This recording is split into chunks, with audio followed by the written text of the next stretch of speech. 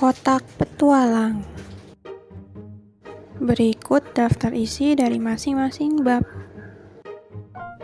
Membaca dimulai. Bab 1. Liburan sekolah.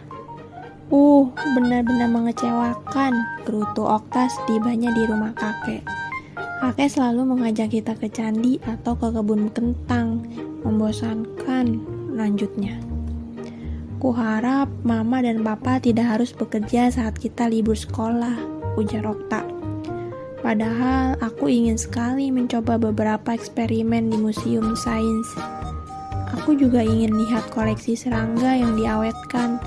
Kudengar di sanalah yang paling lengkap se-Indonesia, tambah Alfa.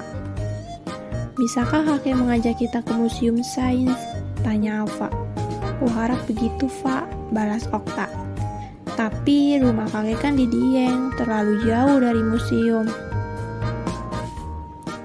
Bab 2. Tantangan dari kakek. Sambil cemberut, Okta berkeliling sendiri di sekitar rumah dan kebun kakek.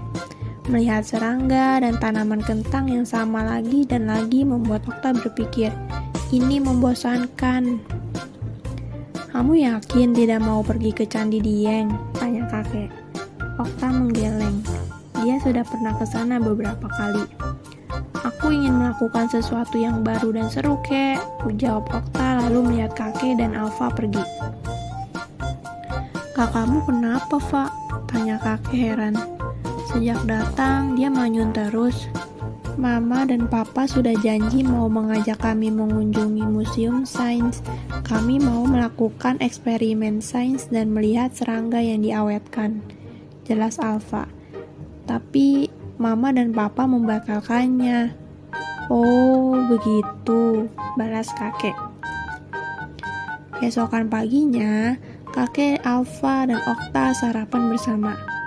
Okta, Alfa, kalian suka kejutan tidak? Tanya kakek. Suka, aku mau, kek. Alfa melonjak girang. Kejutan. Baik, tapi kalau kalian menginginkannya, kalian harus mencarinya, kata kakek.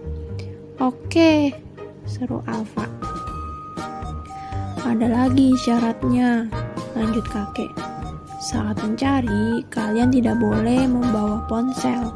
Tidak boleh bertanya kepada orang desa untuk membantu menemukannya. Bagaimana? Tidak masalah, jawab Alfa. Okta mulai merasa penasaran. Apa kejutannya, kek? Tanya Okta. Kalau kakek bilang tidak kejutan lagi dong, balas kakek. Nah, anak-anak, ambil amplop dan kotak petualang ini, ucap kakek. Pecahkan teka-tekinya dan kalian akan dapat kejutannya. Alfa buru-buru meraih amplop dan kotak petualang untuk dibuka. Eits, cegah kakek. Jangan buka di sini, pergi ke balai desa, kalian bisa membukanya di sana. Kakak ikut tidak? Tanya Alfa kepada Okta. Kalau tidak, aku pergi sendiri. Okta tidak bisa membendung rasa penasarannya. Ayo kita pergi, seru Okta. Sambil membawa amplop dan kotak petualang, mereka berlari ke balai desa. Bab 3. Petunjuk pertama. Sesampai di balai desa, Okta dan Alfa membuka kotak petualang. Isinya penuh dengan barang-barang yang aneh.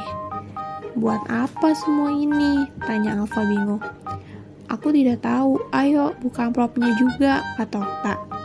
Mungkin di dalamnya ada pesan dari kakek untuk kita. TSTUTSBS dan M kecil, eja Okta. Apa ini semacam permainan susun kata, Kak? Tanya Alfa. Bukan, jawab Okta. Kupikirkan dulu. Oh, ini pasti petunjuk arah, Fa, kata Okta. Huruf besar menunjukkan arah utara, timur, selatan, dan barat. Angka dan M kecil itu jarak dalam meter. Pertama, kita harus berjalan 100 meter ke timur. Hebat, Kak, kata Alfa. Kakak pintar. Tapi yang mana arahnya? Tidak ada kompas, mendung lagi. Kalau begini, matahari tidak bisa dipakai jadi petunjuk. Apa kita coba semua arah saja? Tanya Alfa. Enggak ah, jawab Okta. Bakal lama dan harus jalan jauh. Terus bagaimana dong? Tanya Alfa lagi. Okta membuka kotak petualang. Lihat ini, ujar Okta. Kamu tahu ini apa? Ini kan magnet, jawab Alfa. Betul, dan kita akan memakainya untuk membuat kompas, kata Okta. Ayo bantu aku. Oke, sahut Alfa. Tempelkan double tap di sepanjang magnet, Okta memulai. Tempelkan magnet di dalam tutup stopless. Letakkan tutup stopless di air perlahan-lahan. Alfa mengikuti perintah Okta. Keduanya menatap tutup stopless yang mengambang di air. Semoga berhasil, ujar Okta. Tutup stopless itu berputar-putar di atas air kolam. Lama-lama gerakannya makin pelan, lalu berhenti. Lihat Alfa, kutub utara magnet di kompas kita mengarah ke jalan di depan balai desa. Kita harus mengambil jalan ke timur, berarti ke sana, tunjuk Alfa. Tapi bagaimana kita mau mengukur 100 meter? Okta membongkar tas mencari sesuatu yang bisa menolongnya. Ia mengacungkan penggaris plastik. Nah, ini dia, seru Okta. Setelah mengukur lebar langkahnya, ia berjalan sambil berhitung. 98, 99, 100, stop. Alfa dan Okta mengikuti semua petunjuk arah dari catatan yang diberikan kakek. Akhirnya mereka tiba di pos kamling. Bab 4. Petunjuk kedua. Alfa mengambil selembar kertas putih dari dalam kardus. Kak, petunjuk lagi, serunya. Tapi kok kertasnya kosong? Coba lihat, kata Okta sambil merebut kertas itu. Tunggu, aku masih lihat, seru Alfa tidak mau kalah. Kertas itu sobek menjadi 2. Oh tidak, teriak keduanya. Mungkin kakek memberi kita pesan rahasia, seru Okta. Fa, tolong ambil arang di kotak petualang. Kita memerlukannya untuk memecahkan teka-teki ini. Tumbuk arang sampai menjadi serbuk, ujar Okta. Sekarang oleskan serbuk arang ke kertas. Lihat, tulisannya muncul. Alfa dan Okta menyatukan kedua kertasnya. Mereka membaca tulisan misterius. Bab 5. Ruang paling gelap. Tempat gelap milik kakek, gumam Okta. Kolong tempat tidur. Di dalam lemari buku kakek. Ada lagi kak, lupa ya. Gudang kentang, seru Alfa dan Okta bersamaan. Mereka berjalan 1 kilometer untuk sampai ke gudang kentang. Mungkin pintu gudangnya terkunci dan kejutannya ada di tempat lain, kata Okta. Tidak dikunci, potong Alfa. Ah, kakak takut masuk ke gudang ya, goda Alfa. Siapa bilang, suruh Okta. Kamu takut ya? Enggak, balas Alfa. Okta dan Alfa mengintip ke dalam gudang. Gelap banget kak, gak kelihatan apa-apa, ujar Alfa. Kita bisa pakai ini, kata Okta sambil mengacungkan sekotak korek dari kotak petualang. Alfa dan Okta masuk ke gudang. Okta lalu menyalakan korek. Ces, api menyala, terang sedikit. 1 detik, 2 detik, 3 detik. Aduh, panas! Jerit Okta lalu meniup api koreknya hingga padam. Gak akan berhasil, sampai koreknya habis kita gak akan menemukan apa-apa, ujar Alfa. Apa di kotak petualang ada senter? Di dalam kotak petualang hanya tersisa sebotol minyak goreng, kapas, dan kaleng bekas. Kita bisa buat pelita, Fa, seru Okta. Bagaimana caranya?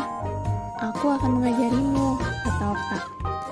Linting kapasnya untuk dijadikan sumbu, basahi sumbu kapas dengan minyak goreng. Tuang minyak gorengnya ke kaleng bekas. Taruh sumbu kapasnya seperti ini. menambahkan dengan korek. Lihat, pelitanya sudah jadi. Ayo kita cari lagi, ajak Okta. Bab 6. Di mana hadiahnya?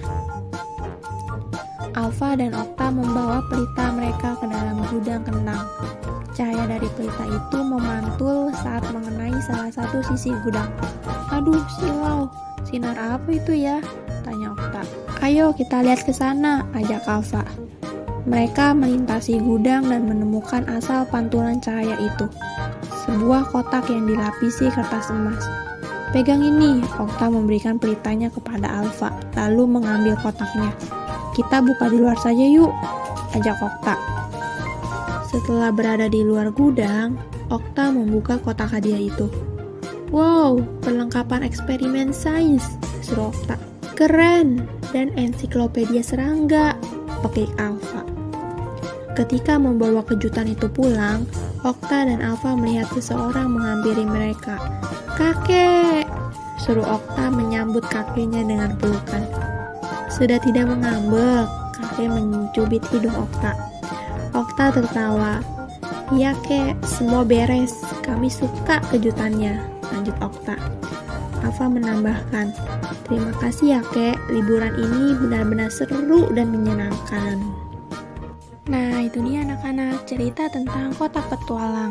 Nah, di sini terdapat fakta-fakta menarik dari sains. Yang pertama, kompas adalah alat untuk mengetahui arah mata angin, utara, selatan, timur, dan barat. Jarum kompas bergerak karena pengaruh medan magnet bumi. Yang kedua, serbuk arang dapat menempel pada bahan yang mengandung minyak atau lemak seperti lilin dan krayon. Yang ketiga, mengapa gudang kentang gelap? Agar kentang yang disimpan awet dan tidak berubah menjadi kehijau-hijauan. Nah, cukup sekian cerita hari ini. Nantikan cerita-cerita berikutnya ya. Dadah!